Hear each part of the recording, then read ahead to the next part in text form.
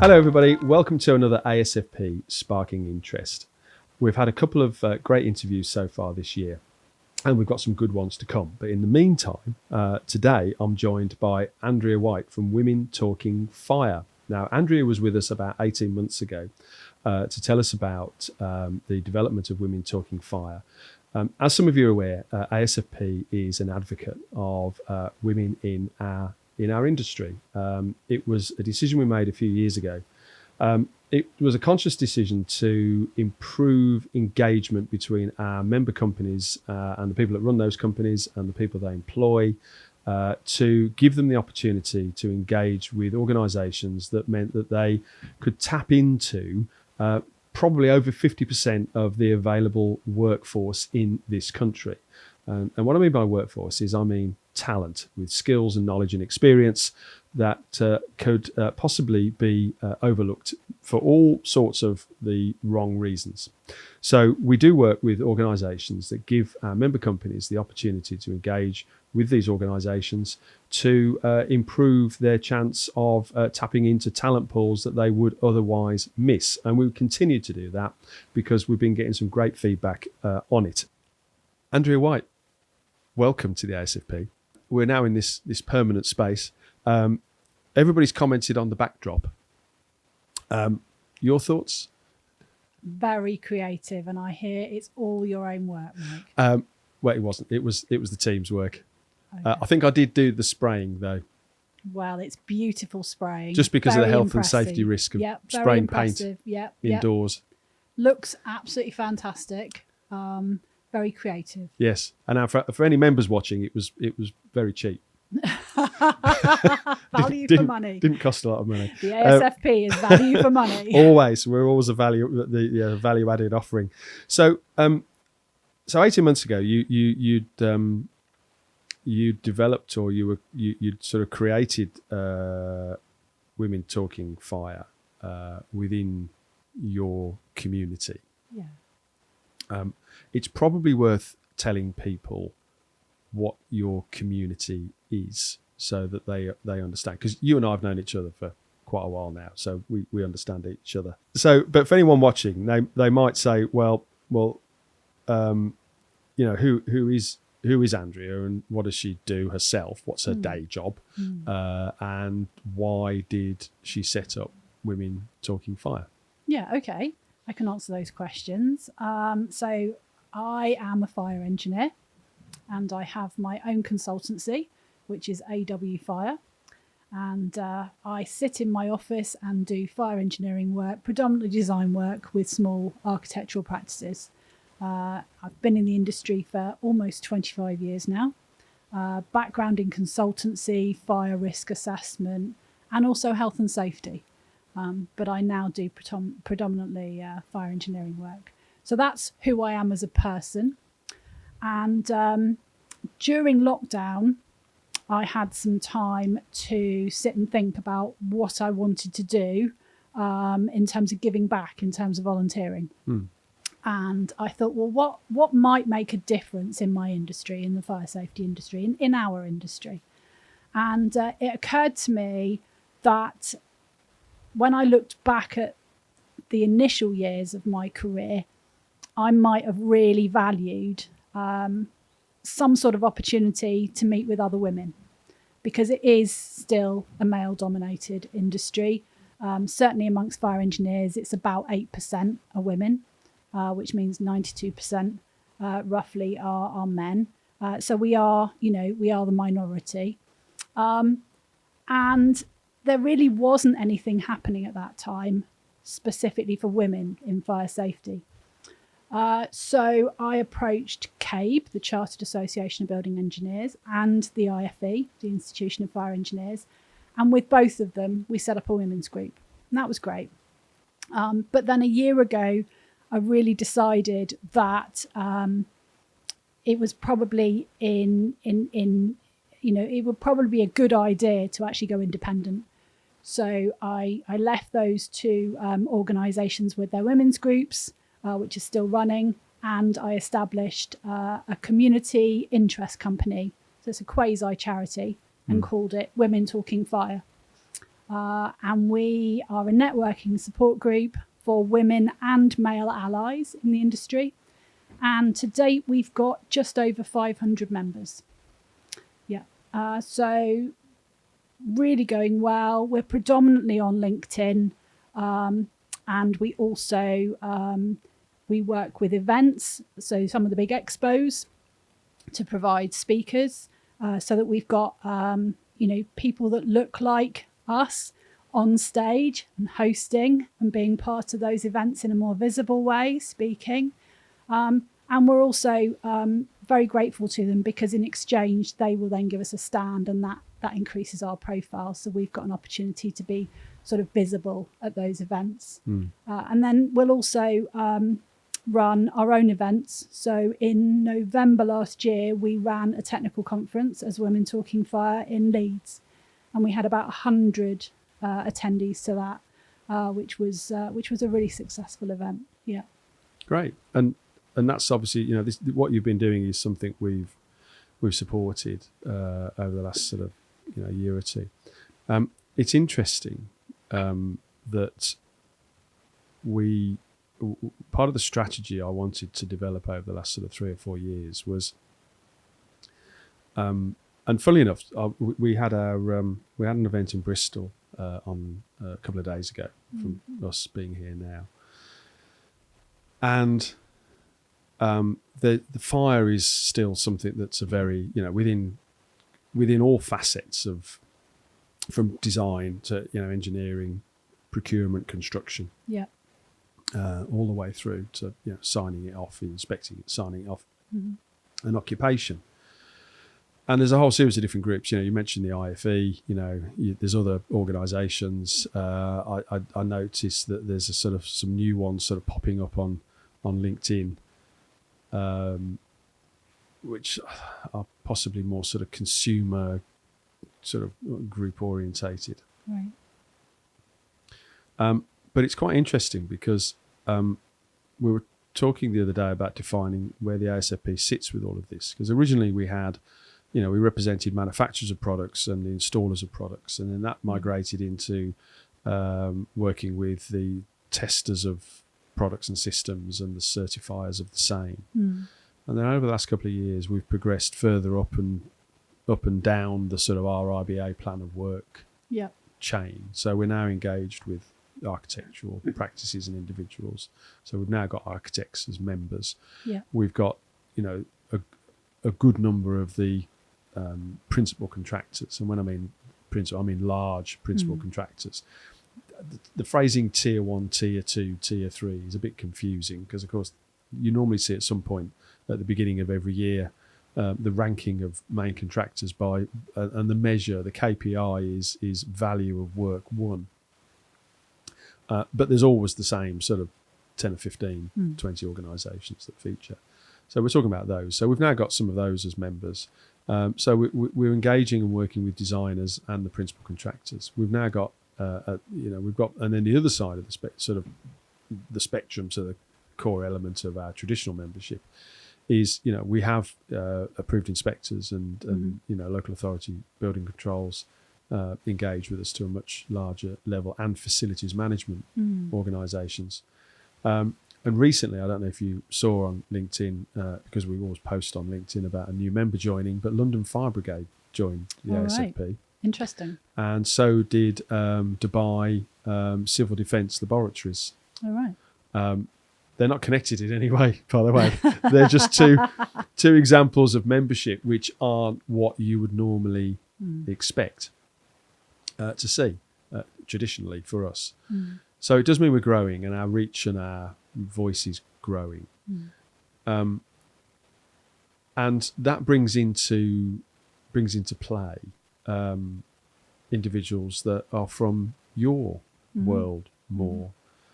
Because we have some of our larger contractor members now, they employ their own fire engineers. And when I say contractor members, I mean, large subcontractor passive fire installation companies, where they're investing in individuals to do their own in-house, design. I'll caveat that with, making sure that what is going in has been tested as a solution. But also their engineering they're doing as well. So of course they've now got people employed in these what were traditionally installer companies doing work that your organisation represents, and that's one of the reasons why we're keen to engage with you, because of course there will be other companies looking probably to resource skills and knowledge and the talents of women that work in your sphere. And that's why we want to create that engagement, because it gives them the opportunity to pull in different individuals because they're aware of them. I was getting to a question, by the way. Is that a question? It's not a question, it's a statement. What do you think in the last 18 months, what do you think the biggest changes you've seen in terms of qualified fire engineers within your group? Are more of them working for themselves? Are they still within the traditional sort of employment regime of your Arups or similar, or are they diversifying into businesses that are needing those skills and talent? That's a really good question. So I can start by saying that I was part of the Great Resignation. And that was something that happened around the same time as lockdown, as the pandemic. And really what that means, as I understand it, is that, a significant proportion of women decided that actually the benefits of the flexible working and all the rest of it and culture, they wanted something different from what they had right then. And it was an opportunity to see perhaps a different way of working when we were all at home. And certainly for me, that was the case. And that's when I established my own consultancy and decided it was a time to work for myself rather than be potentially constrained by sort of employment policies of a company.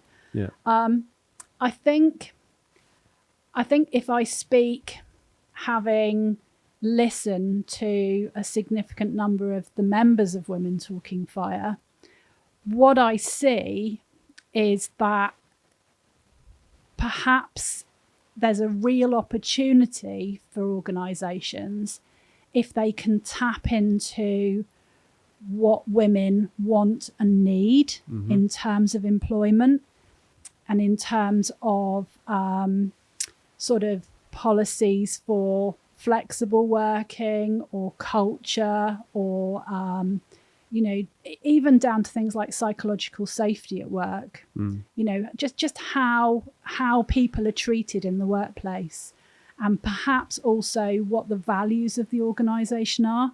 Not just in terms of what is posted on the website, but the actual reality, the day-to-day reality.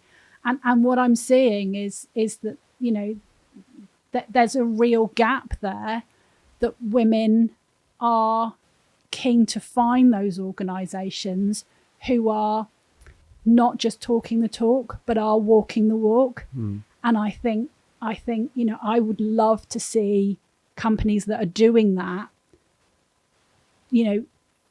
engage with us more and make that very plain, because I think that would be a huge draw for women in the industry. I think in terms of whether as a fire engineer or a fire safety professional, whether you work for a manufacturer or a construction company or a consultancy, I'm not sure that is necessarily the biggest driver.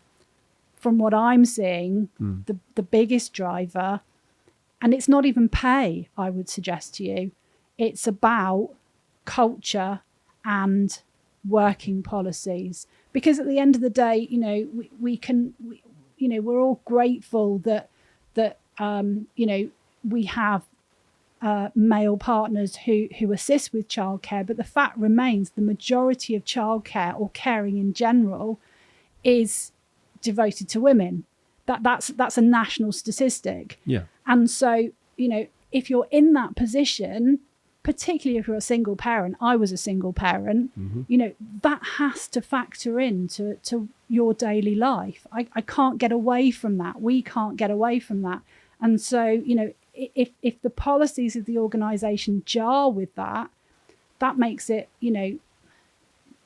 at least difficult, if not impossible, to kind of marry those two things together. Does that make sense? And I would really like companies who are being much more empathetic about those things on a day-to-day basis. I would love them to be more vocal, because I think there's a real opportunity for them to take the talent, and we have got an incredibly limited pool of talent, whatever gender, in the fire safety industry. I do think that many of those women in the industry are looking for a particular type of employer, and would gravitate towards them, very willingly, if they could be assured that those policies were there for them. Yeah.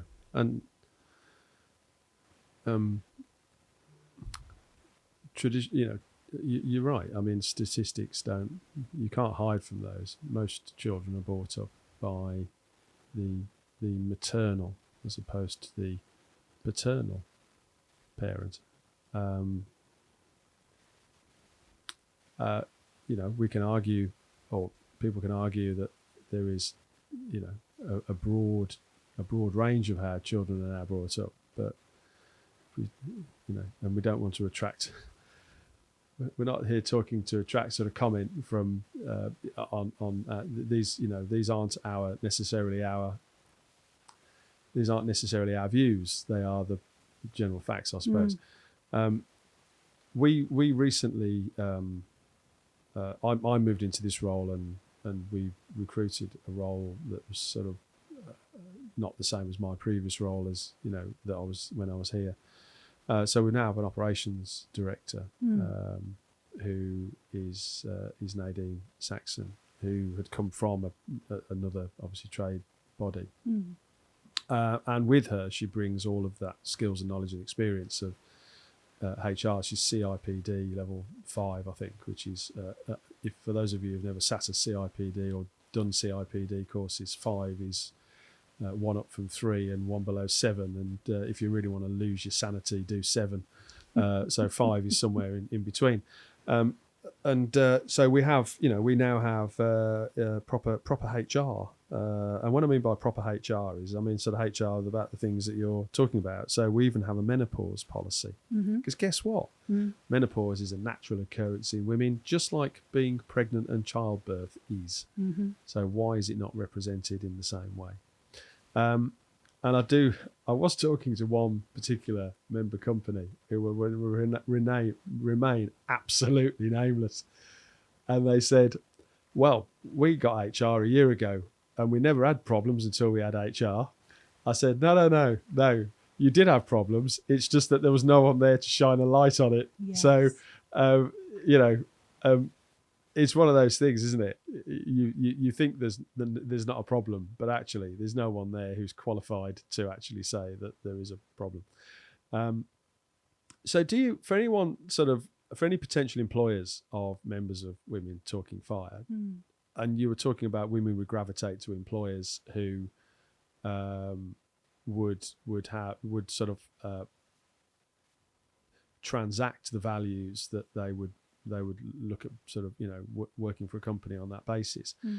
Does Women Talking Fire have a list of things that potential employers should adopt to attract them, or is it the assumption that there's enough of it already out there and they should already know it? Yeah, that's a really good point, Mike, and perhaps that's something that we could state. I hadn't thought about that, but it sounds very much like a LinkedIn post to me. So that shall be my homework. I'm very happy to do that. I guess these are just my observations, talking to a lot of women every week in the industry. and rightly or wrongly, I do seem to be a person that people come and talk to and ask questions of, and I suppose all I'm doing is trying to collate that and then offer that information to the industry, because I genuinely think that there is an opportunity there, if companies are willing to, as I say, walk the walk and then be very public about it and make it very very well known and understood. I think the difference of that compared to just saying that you're doing things when actually the reality is very different. I think that's the frustrating bit I see that women have is that there are lots of things on a website or in a policy, and perhaps they might assume that because it's there it happens. And I think what we're looking for is for reality and documentation to be one and the same, because I think otherwise all you end up with is attrition. You just end up with people moving on after a very short amount of time, and I don't think that's in anyone's interest. No, I mean there's people pursuing a career to move up the career ladder. I've always expressed and been very honest about how I've sort of moved through my life, and I've always said I've always consistently failed upwards,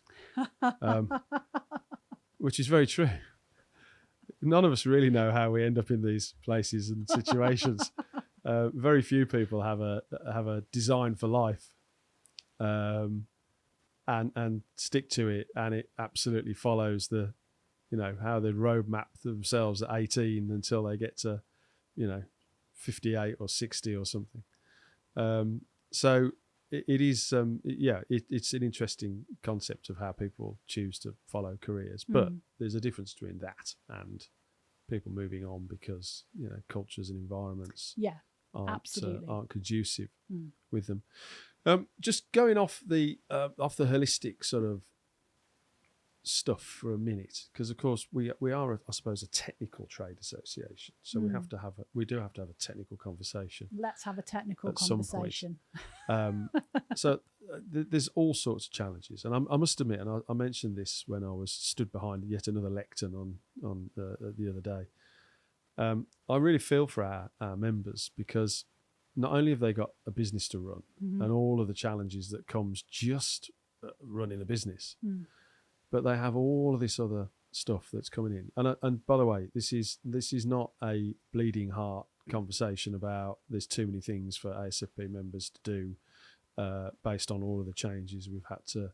The industry is adopting and designing within itself, or having to do because it's come down from the ultimate top of the body politic, His Majesty's government. So it's not that, but I do feel sorry for a lot of our members, because they now have to contend with running their business and all the pressures of running their business. They have to improve the competency of their employees. If they're manufacturers, they've got they have to make sure they're testing to the right standards and you can show compliancy to the application that those products are being used. We've got the CCPI. We've got stuff coming out of OPSS, and in terms of how you promote your product and making sure that it's legal, because of course there are actually some legalities, criminal legalities attached to some of this stuff now. DLUC and where they're going with things.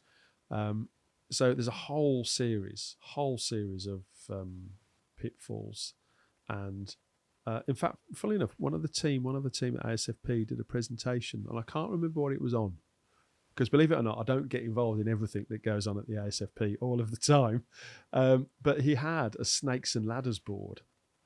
Right. And I can't remember why he put it up there, but he had used it as this sort of visual analogy for something to do with codes and standards and how we have to sort of climb the ladder, and we can end up sliding down the snake. And on that basis, what are the biggest challenges that your group, Women Talking Fire, within their roles, what are the biggest challenges they're facing at the moment? Well, I think from a technical perspective, we're probably not any different from anybody else. But I can certainly speak from my perspective. I mean, I've been in fire safety for just about 25 years now. So I caught the tail end of fire certification. And I can remember working in a fire service and drawing up plans for fire certificates.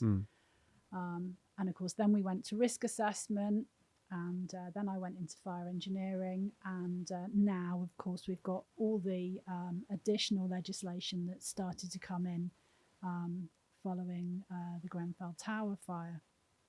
And I do worry. I genuinely worry.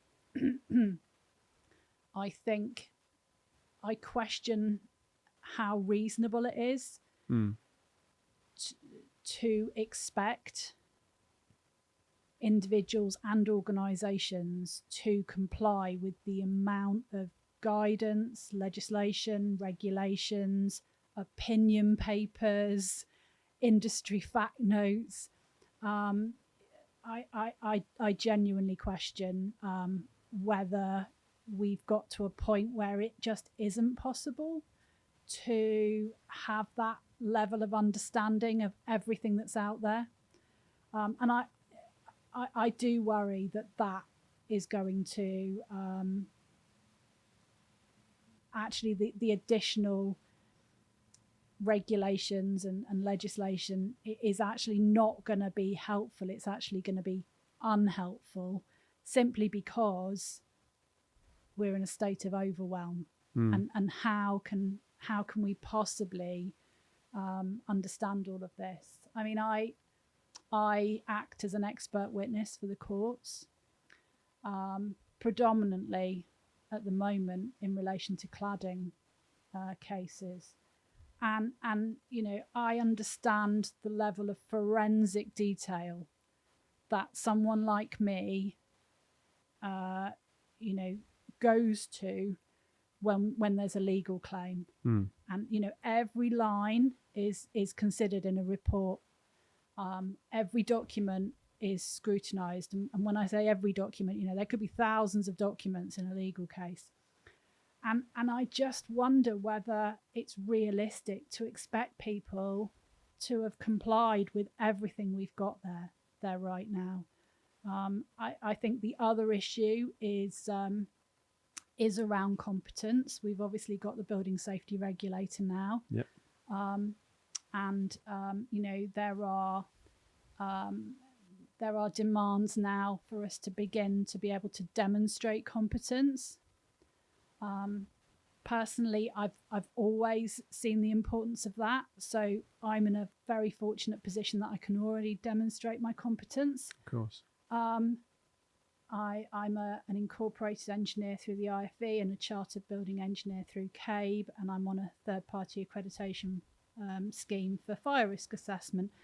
But, you know, that again, yes, is it necessary? Yes. But, you know, are we overwhelming the system, the individuals, the companies, by expecting these changes in such a short period of time? I know that CABE right now is overwhelmed with building control inspector applications. Yeah. To the detriment of people like me applying to be a chartered engineer with CABE.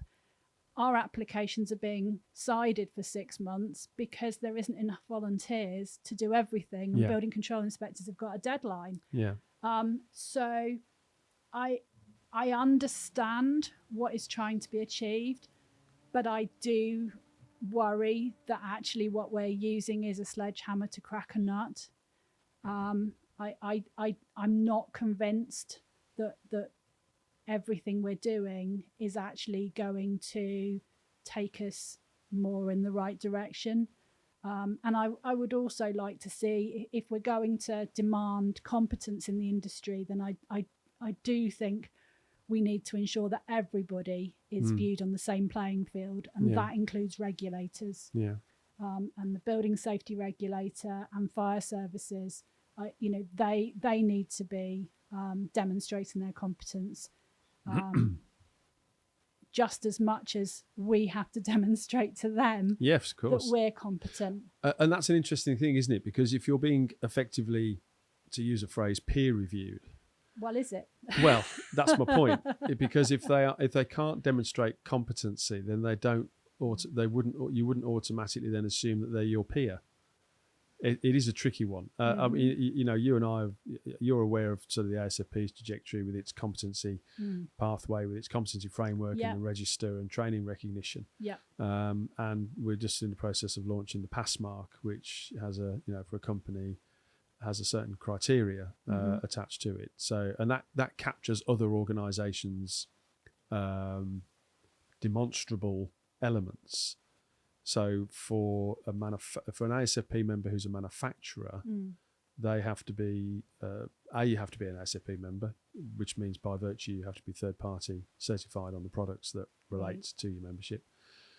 You have to have all of your relevant employees registered on the ASFP competency register, and demonstrate that they've done the things that relates to what they do as actions or processes or roles, and that's uploaded into their individual registration to say that they are, because what we spend a long time doing is define, because the first thing, people use the word competency, which is a great word to say, but of course it's not the beginning or even the end of the story, because first of all you have to define what competency looks like.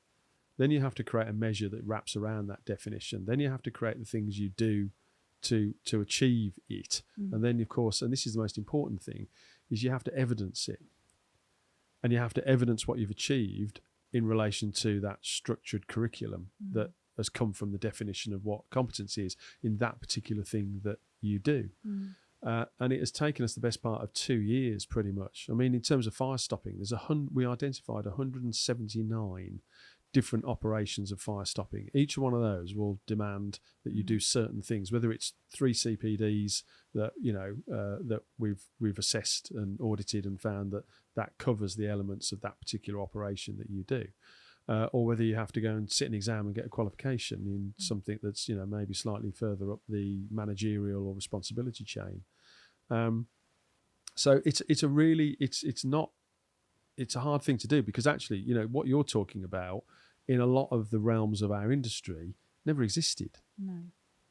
No. So they're saying that all these things need to be done, which is great, and it's the right thing to do. But it wasn't just a question of walking into a room and flicking on a switch. There was no room. There was no switch. Yeah.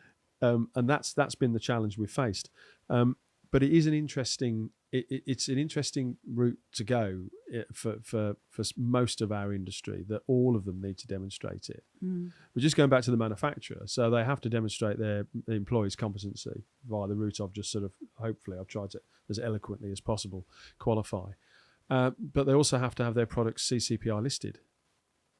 Now, CCPI has nothing to do with the ASFP, but it's a mechanism and a structure that evidences that product has been correctly qualified in writing to somebody who's going to procure it. And that's that's important. So there's no point in us creating a mechanism for that, because it already exists. So all we do, because it's the ASFP pass mark, we can bring in third party things that already exist. Because what's the point of reinventing it if it's already there? If we audit it and it works and it's right and it does what we want it to do for our part of the industry, then we'll use it. And there's a couple of examples like that within the different membership criteria to achieve the pass mark. Now, it's the pass mark eventually we're going to drive into industry. So main contractors shouldn't procure products and services or installers if it hasn't got the pass mark. Now, that's an easy thing to say. There's no point in doing it now, because they would never get anything built, because everybody would go, I haven't got the pass mark, because there's an awful long way to go with that. But eventually, what it will do, it will help the principle to the order of a lot of the subcontractors or a lot of the product suppliers, because of course, and it will help the principal contractors, because actually it does, in one foul swoop, it does a significant part of their due diligence. I think that all seems very logical and sensible.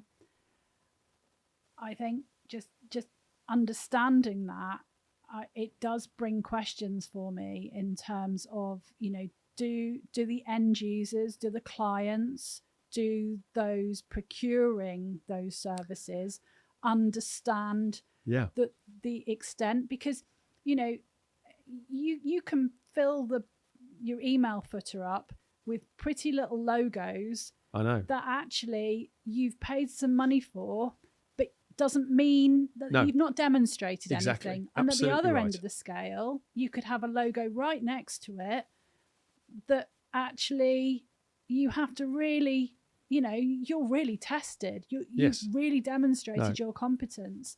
So I'm not sure that we've got that differentiation yet, or that those, selecting those organisations or individuals understand the difference. And I also, that there seems to me to be a very wide difference, if you are demonstrating competence, to what degree. Yeah. So you've got this badge, that's great, and you have demonstrated competence, but you've only demonstrated it for this small section. Correct. And now the inference or the expectation is that you can do a much wider gamut of services, or have a greater knowledge than what you were tested on, what you demonstrated your competence on. And so for me, I just want something that enables us to understand the worth of that badge.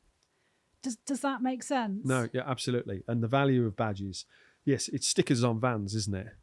I've got lots of stickers on the back door of my van, so I must be good. And yeah, but morals is a different issue, I think. But from a technical perspective, your example, you don't have to demonstrate anything to pay your money and get some badges. Absolutely.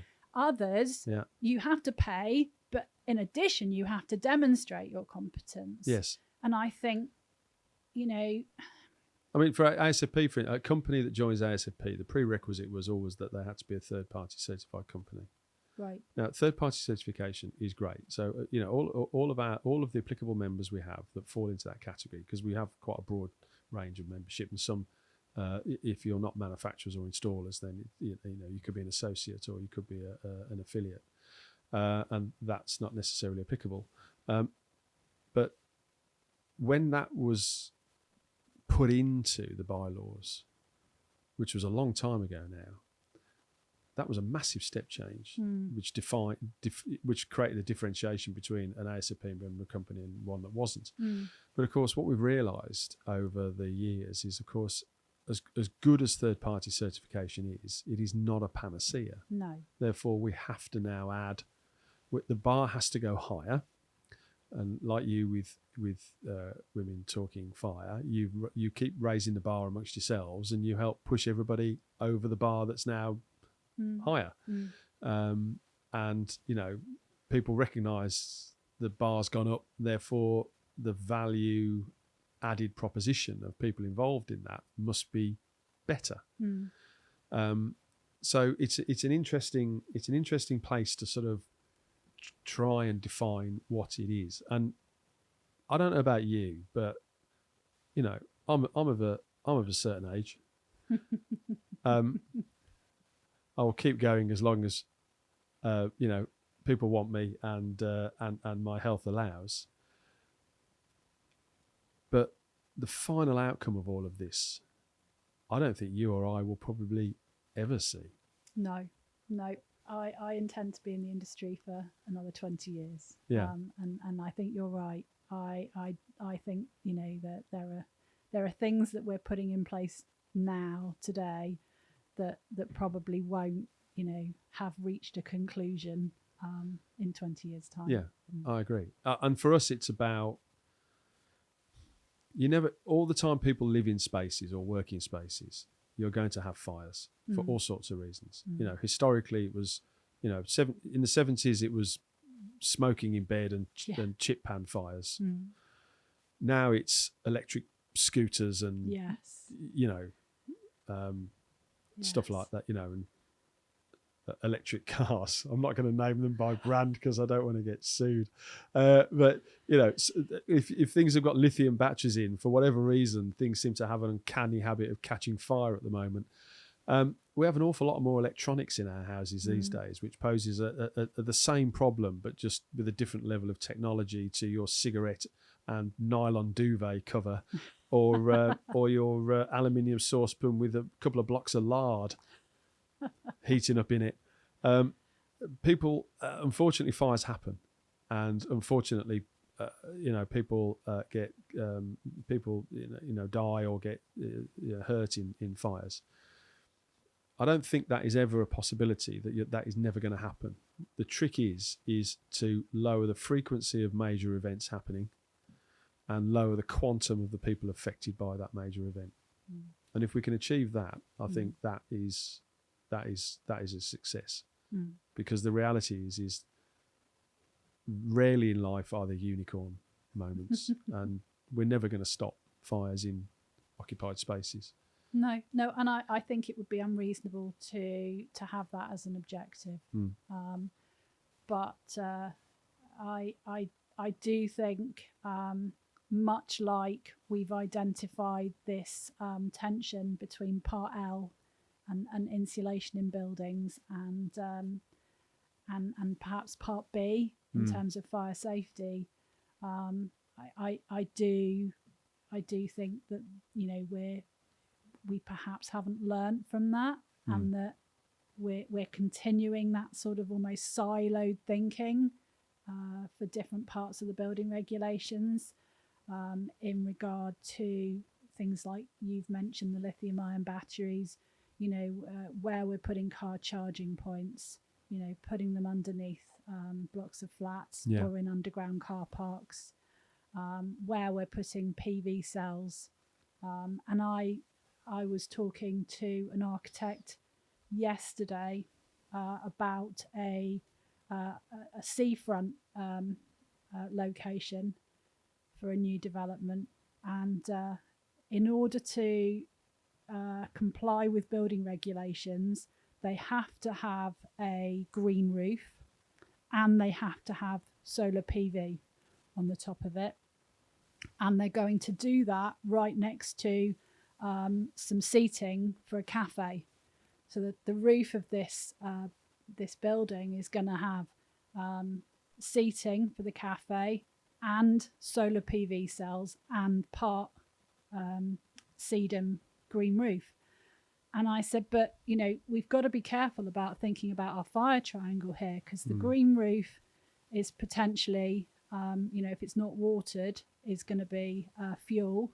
Yep. Our PV cells, you know, potentially an ignition source. And then we've got the public up there.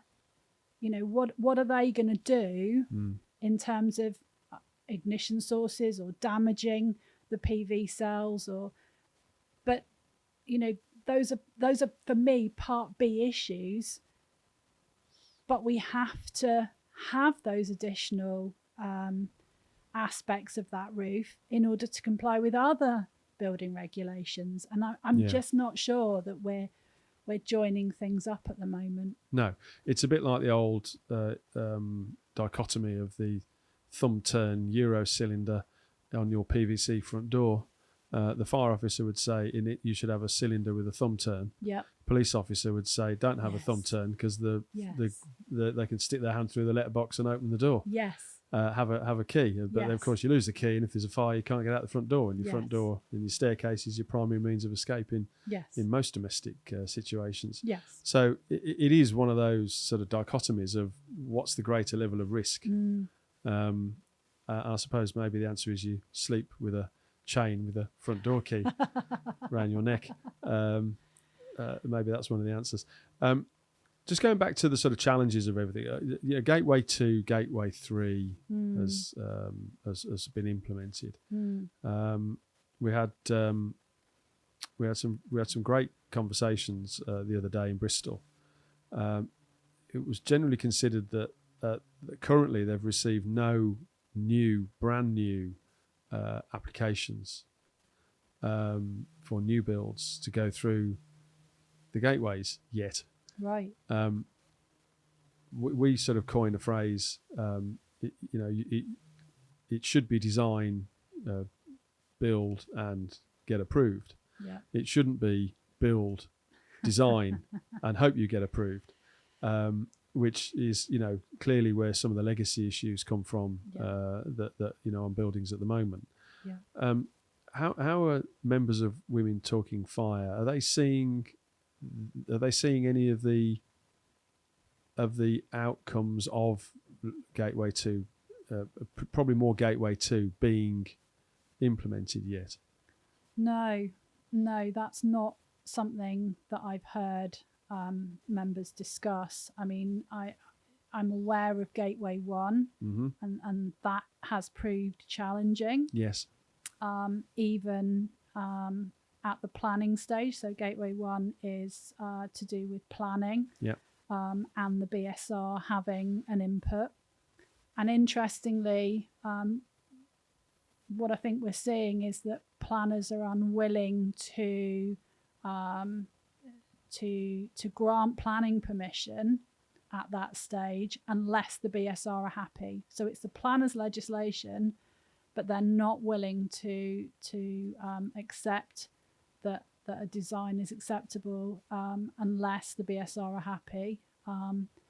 And the BSR appear to have perhaps a little bit more knowledge than industry in terms of where we may be going. Yeah. Approved document B will be revised and coming out shortly.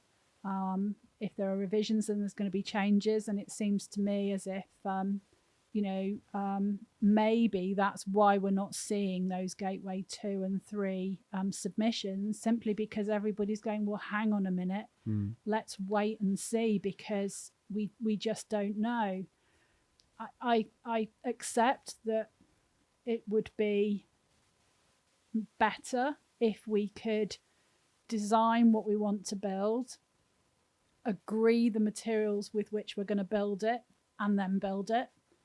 The trouble is, that's not the reality that we live in. No. And, if we've said we're going to use X material and then we find that that specific material is not available, does that mean everybody's got to stop until we can secure that material or we can get agreement of another material? I mean, the rate at which those sorts of changes are made on a construction project, I'm not quite sure how we're going to get anything built, if I'm honest. I think this is going to, cause some real challenges for construction companies. Yeah. I'm not sure how practical, how realistic that level of scrutiny, bearing in mind that those decisions, those approvals, don't come back this week. Yeah. That there's an extended period of time with which the BSR is then expected to then offer an opinion. So I can understand that industry is watching and waiting, and I share the view that I heard from an architect the other day that it's probably going to get worse before it gets better, and we hope that all of this is going to lead to a better future. But I think you have to be quite an optimist to be that hopeful. I'm not personally. I'm more of a realist, and I can't see logically how these ways of working are going to successfully play out on site. I think the general consensus is it's going to slow things down quite significantly for probably about a year, and then sort of gradually build itself up. And I don't think it's necessarily the fact that these gateways have been implemented. I think it's the fact that some of the major builders have been living in denial, Right. and haven't geared themselves towards being able to accommodate these gateways. Now, we know that some of the major construction companies, they're more management companies.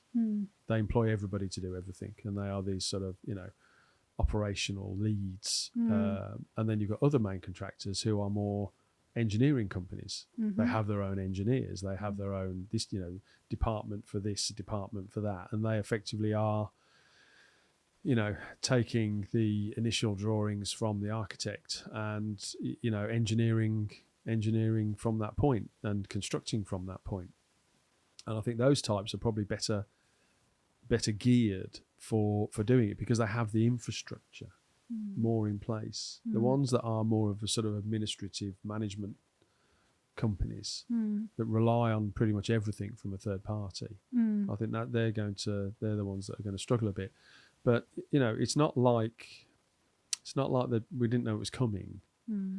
And I'm sure there is a shortage of certain skills from certain individuals to support these new processes. And of course, that's always a problem, to get new people to come through in industry. I mean, that's why the ASFP is full of grey-haired men of a certain age.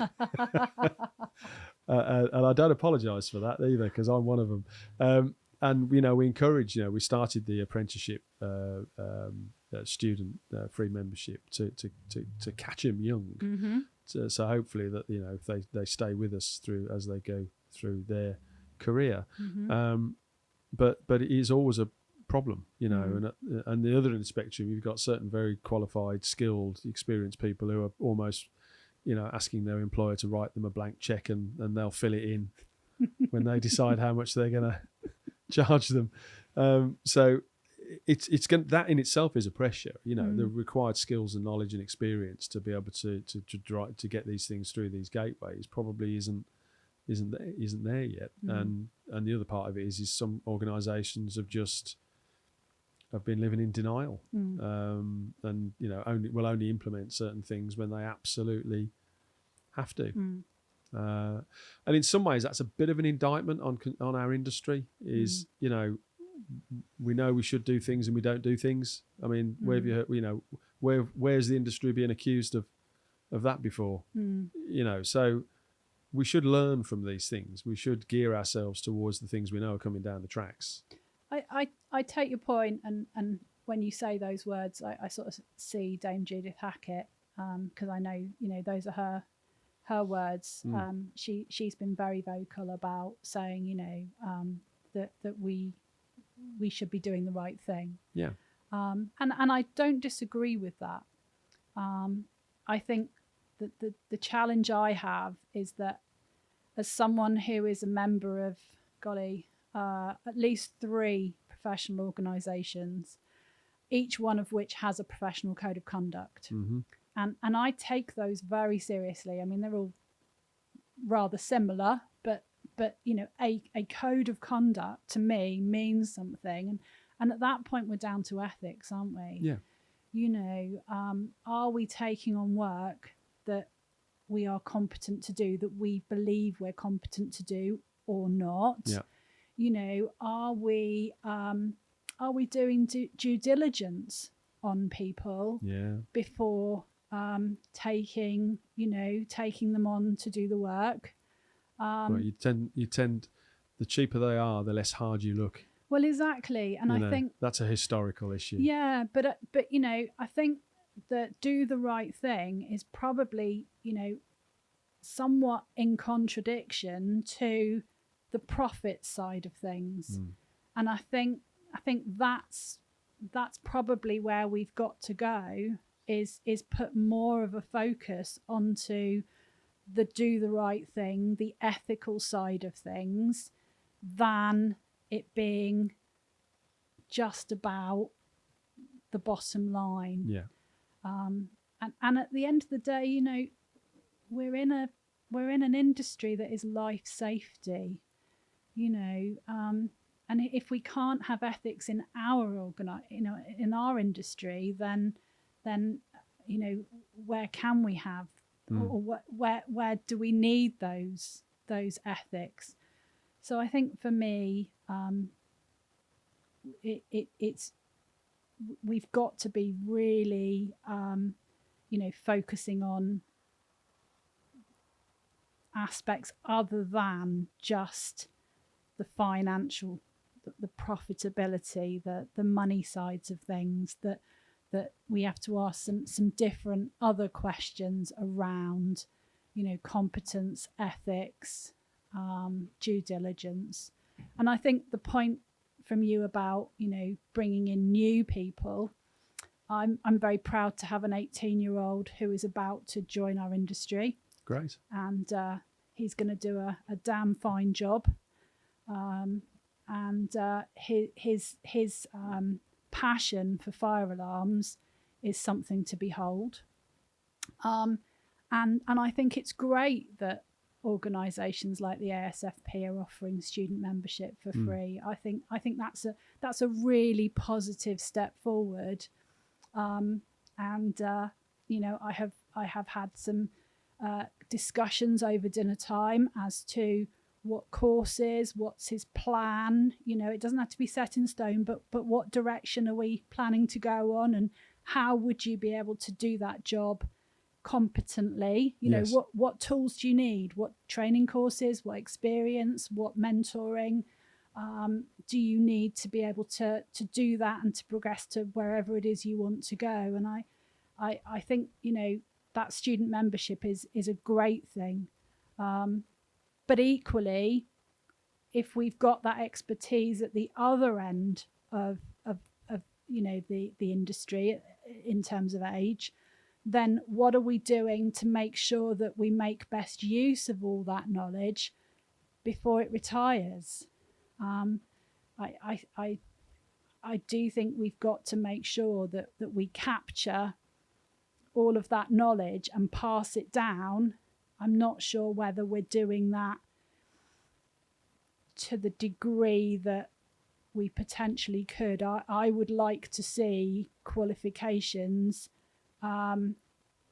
be quite testing, in order that people have captured that knowledge and we've given it to those younger generations. It is. There is by virtue of succession planning, or lack of it, there's a brain drain which is leaving the industry. Yes. And we need to get new people in. Yeah. So it's interesting. Your son, we have sons my son's 19 and he's in his last year at Nottingham doing architecture, and his poor lecturer has been battered by him for 3 years about the importance of passive fire protection. He's further up the evolutionary scale. He's going to join the design community and Apple Macs and sitting there with his sandals on, being ultra creative. So your son's obviously going into a lot of active. That's our cousins on the other side of the county, the FIA. Yes. Fantastic organisation for active fire representation. Yes. One of the things that we are looking at is how active and passive systems interface, and putting something together that sort of gives a sort of common voice on that one. So that's something we're looking at with them, and talking qualifications for people who should have a qualification in passive fire is an interesting thing. People have said, it's one of the dark arts of construction. And the comment that came out from our Bristol event the other day was that the difference between ASFP and some of these other fire organisations is that we are 50% construction, 50% fire, which means that we are not effectively a pure fire science regulatory organisation, because we are construction. That's most of our membership either make things that get installed on buildings, or they install them, or they test them and they certify them. And that's what sets us apart very differently. And I think, the FIA are probably quite similar. They are 50%, or certainly a greater percentage of construction, and they are also a percentage of fire, because of course all those active systems get put into buildings. Mm-hmm. And that's sort of the differentiation between us and maybe some of the more scientific, theoretical organisations that don't necessarily know how a building is put together. Because it's okay producing a white paper that says you should do it like this, but the problem of doing it like that is completely unpractical. Yes. And I can remember just after lockdown coming and joining Phil in the classroom for a level 3 passive. And Phil in the classroom is a wonderful thing. It is a totally wonderful thing, but it was great, because there was such a broad range of individuals with different backgrounds, a lot of them with practical backgrounds. And you're right, my background is I can look at an occupied building. I've done plenty of that, but actually looking at something while it's being installed or built, that's not been my background. No. And actually having all those products sat out on a table and to be able to touch them and understand and ask questions, that was a fantastic opportunity. So even for someone like me, I do see the benefit in gaining that knowledge in order to be able to have a view and provide some advice that's practical, because as you say, it's pointless for me to say you have to do this, and actually that simply can't be built. I mean, that's not going to help anybody, is it? No, and some things that can't be built have been built, and now they're having to retrospectively test how they've done it, which goes back to that legacy issue. So yeah, I think it is, and none of us, we talk about Phil, and Phil's been with the ASFP a long time, but unfortunately, like all of us, he's not Peter Pan. No. He hasn't stayed that young boy, just like me, and just like the rest of the wonderful people here, and in all organisations, we need to develop the next people to come through, because as Phil and I spend more of our time on the golf course, our knowledge stays on the golf course and not in here. So that's something that's important. Just going back to Women Talking Fire, there's a couple of questions I wrote down because I can't remember them. So I'm going to get the first one. So how is Women Talking Fire's activities, how do they provide benefits to those in fire safety? So where do you think the organisation is adding, I suppose, some tangible value that maybe didn't exist before the organisation existed? Yeah. So the feedback that we get from members is positive, hugely positive, in that they have somewhere to go to speak to like-minded people. So I know that before I got involved with setting up women's groups, I didn't have a female in the profession in my phone. I didn't have any contacts with other women in the industry. I knew of 2, but I'd never spoken to them. And I think just because there are some issues that we do understand, we've got a perspective that might differ from men in some regards. We talked earlier about the caring aspect, or the culture aspect, or our values aspect. I think, in a lot of ways, those come to mind as things that we might differ on.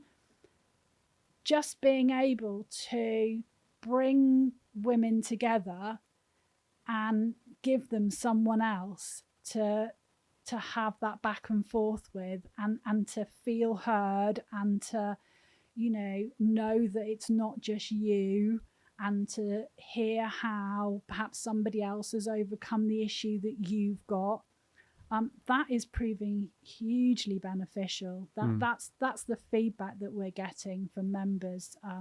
Just having a platform where there are role models, that role models now are more visible, and that the members can be inspired that, well, she's done it, it's potentially possible for me to do it.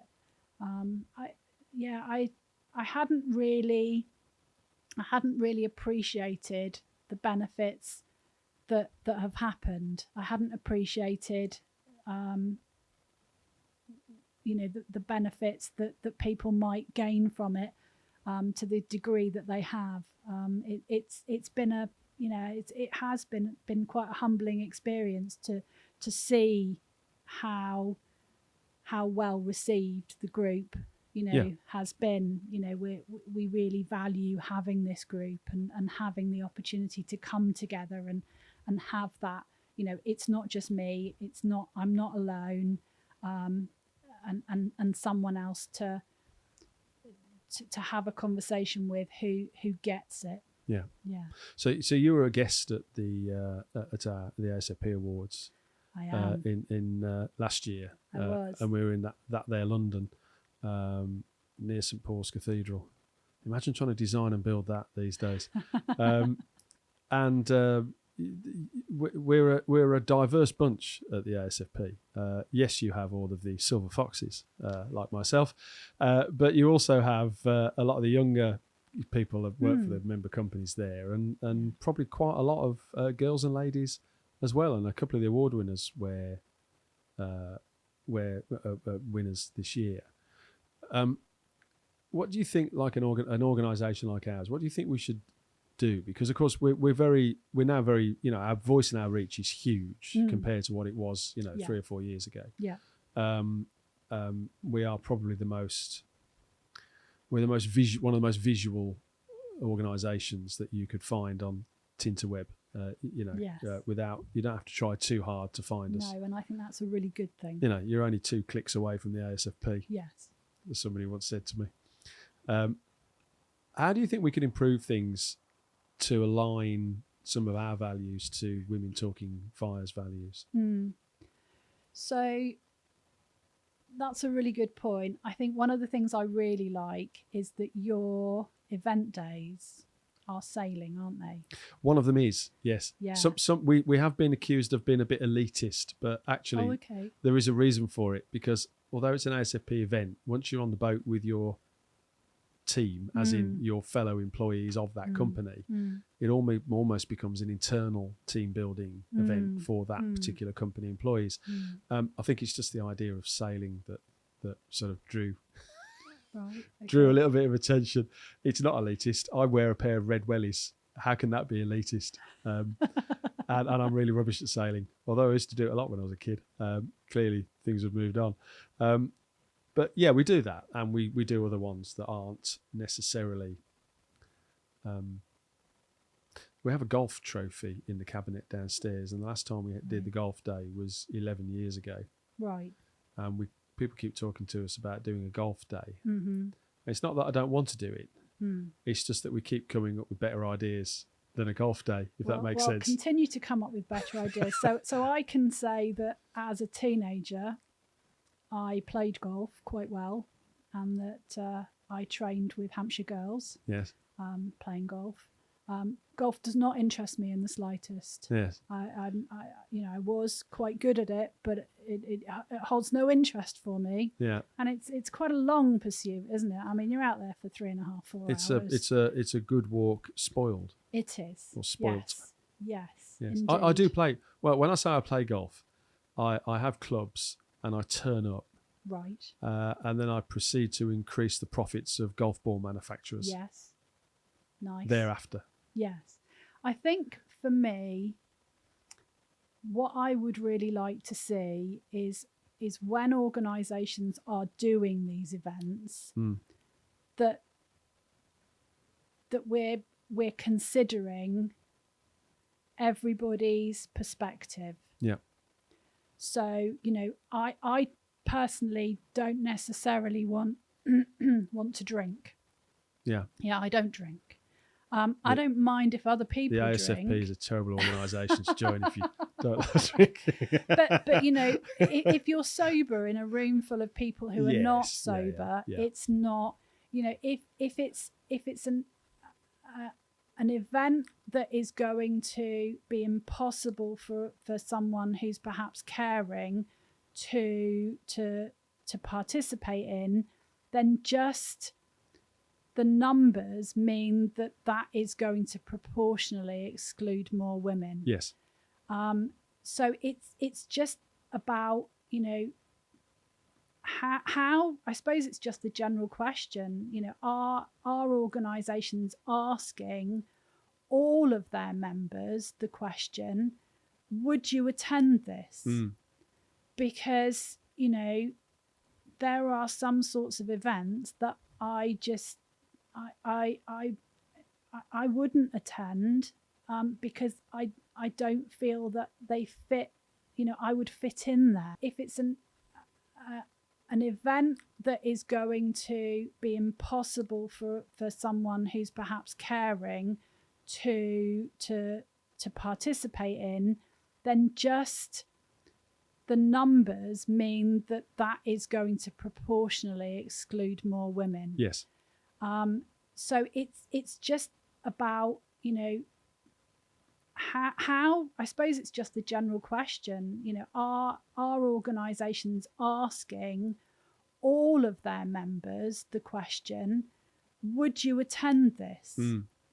Because, there are some sorts of events that I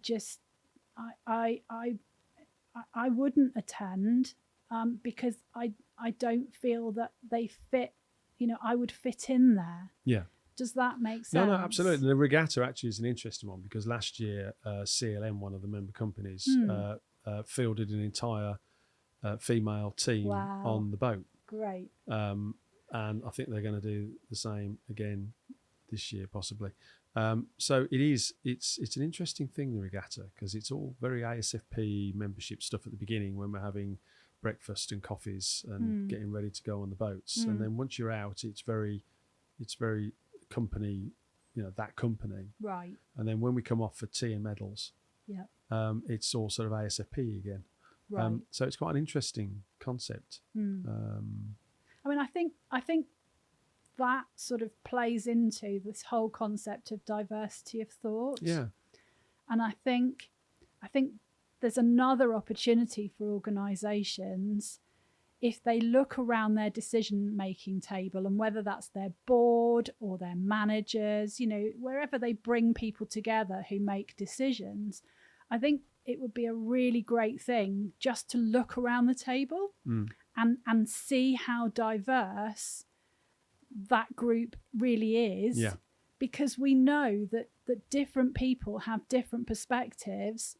And if you've got psychological safety, and by that I mean everyone round the table is willing to speak up and say what they think and feels comfortable enough to do that, then research has shown you are going to get better decisions than if everyone round the table looks the same and has the same perspective. Yeah. Does that make sense? No, absolutely. And I think that's something that companies could really benefit from, is actually just looking around their decision-making table, making sure that, everyone has an opportunity to speak or is encouraged to speak and is made comfortable, feels comfortable to speak. They're not berated for offering a view that might be different to everybody else, that's welcomed. And that you've got those different views around the table. Are we creating, whether it's events or British standards or policies, without those who are potentially affected actually feeding into that policy? Yeah. That event or that British standard or whatever. And if we don't do that, then we're not, we're not really serving. What do they say? Nothing for us without us. Yeah, absolutely. Yeah. Does that make sense? Yeah, I think that's, and I think that things are changing. I mean, first of all, I would encourage any lady, girl, to just put yourself forward for stuff. Don't have reservations about putting yourself forward. So, for instance, we have I won't bore you with the sort of details, but the ASFP has an exec board and it has a council. Our exec board is made up of the MD, that's me, the operations director, that's Nadine, chair and vice chair. So chair is currently Clive Miles from CLM, and our vice chair is Sharon, who's from a company Yes. and I think you've met Sharon. I sat next Avesta. to Sharon. Yes. Yeah. So Sharon will become chair in just over a year's time. Yes. So our exec board is equally split. It's 2 men, 2 women. We've got two ladies on council out of 11 people. We'd like more. We're just going through the council election, and I was a bit disappointed on the lack of female participation on putting yourself forward for the vote for council. But these things take time. They do. And They do. I think you're right in the sense that they need to know that they're sort of getting involved in something that's a safe space, I suppose. We have very strict rules and regulations as an organisation and stuff like that. And I know other organisations like us also have very strict rules. In fact, we're probably more robust than a typical commercial business, if that makes sense. So it is, and I would encourage anyone. I'll come back to you on that point, Mike, because I had a similar conversation with someone who runs an event, and I won't say any more than that, but a fire safety event. Yeah. And I said to him, there are no women speakers at your 3-day event this year. Yep. And he said, Andrea, I have done everything I can. I have put the advert out. And I said, no, you don't understand. And it kind of plays to your point of saying we want more women to get involved. The reality is that women won't put themselves forward. That then they don't have that level of confidence. Yeah. What they need is somebody else to go, do you know what? You would be amazing at this. Yes. Oh, but I can't do that. Just like we told you 18 months ago about coming to do a podcast. but as a general rule, there are exceptions, and I can think of some of my colleagues in the industry who are not like that, and all power to them, all credit to them. But as a gross generalization, and I can think about doing it for board positions in other organizations, women would not even dream of putting themselves forward, whether it's for a speaking, a presenting role at an expo or a board position or the like. And when someone suggests it, their automatic reaction is, me? I can't possibly do that. And then it's a case of, no, you can. Let me help you to understand the process. Let me understand what your concerns still are. What support can I give you to overcome those hurdles? As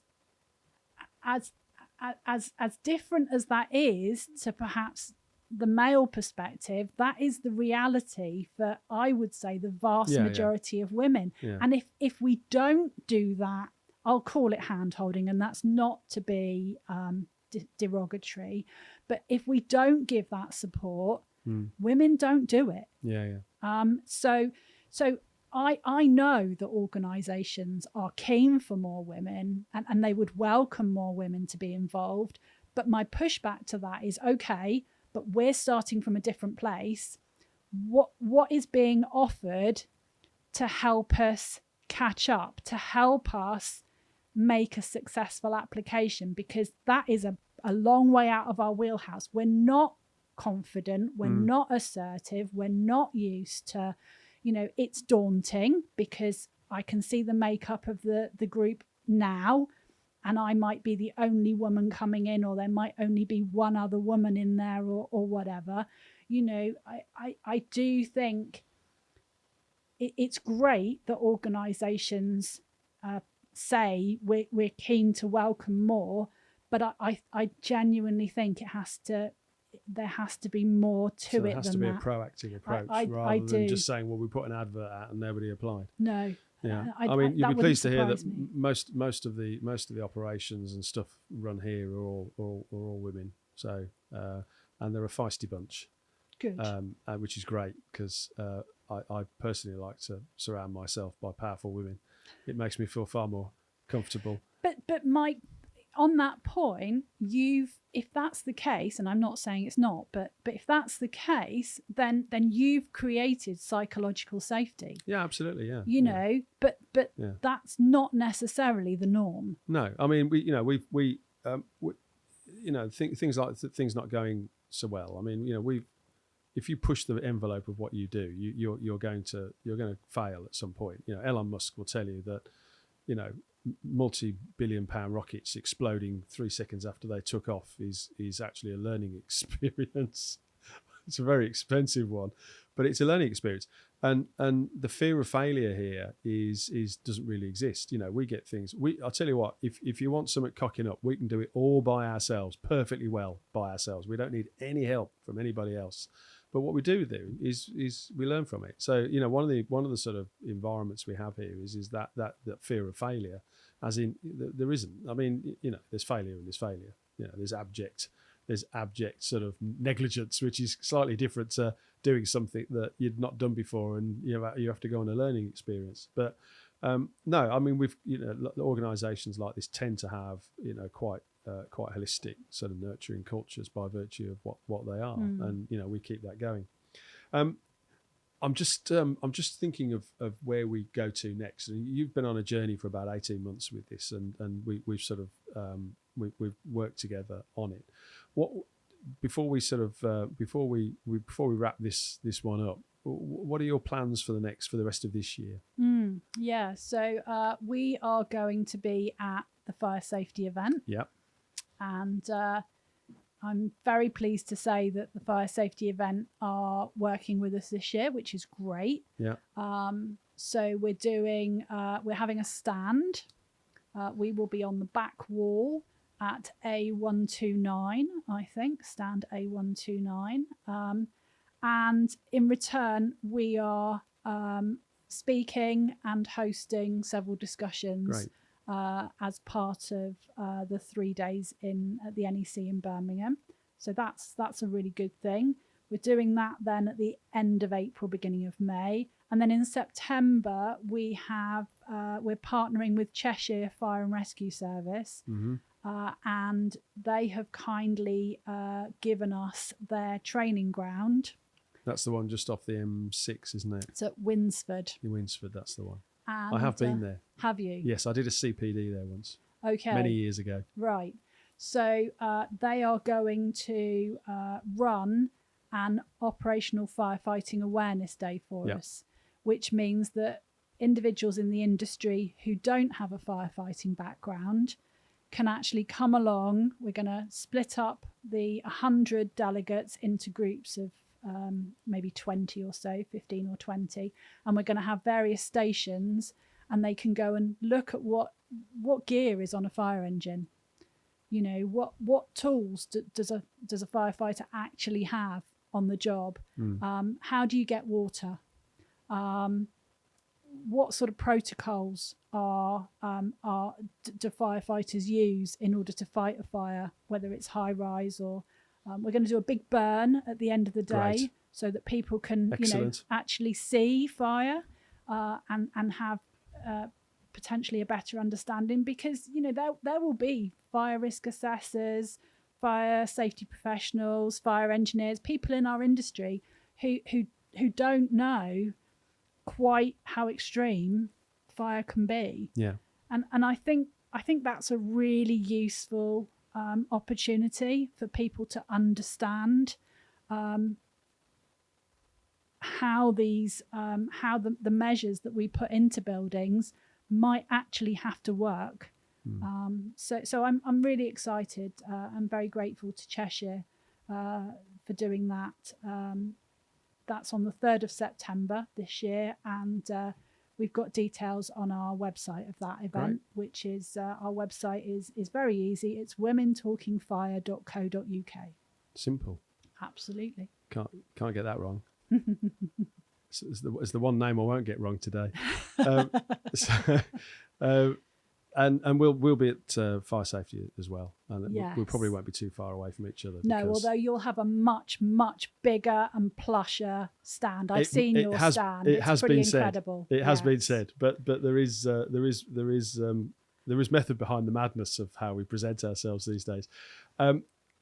Andrea White from Women Talking Fire, thank you very much for coming in, and best of luck with this year, and stay in touch with us, and we'll keep engaging with you so our members can obviously see what you're doing, and make make informed decisions along the way in terms of their engagement with you or your members.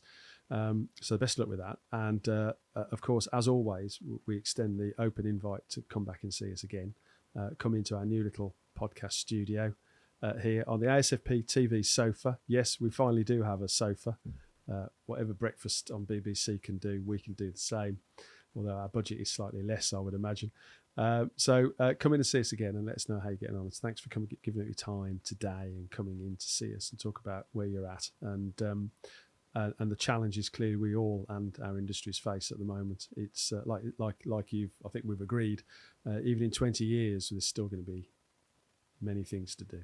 Thanks, Mike. Thanks, Andrea.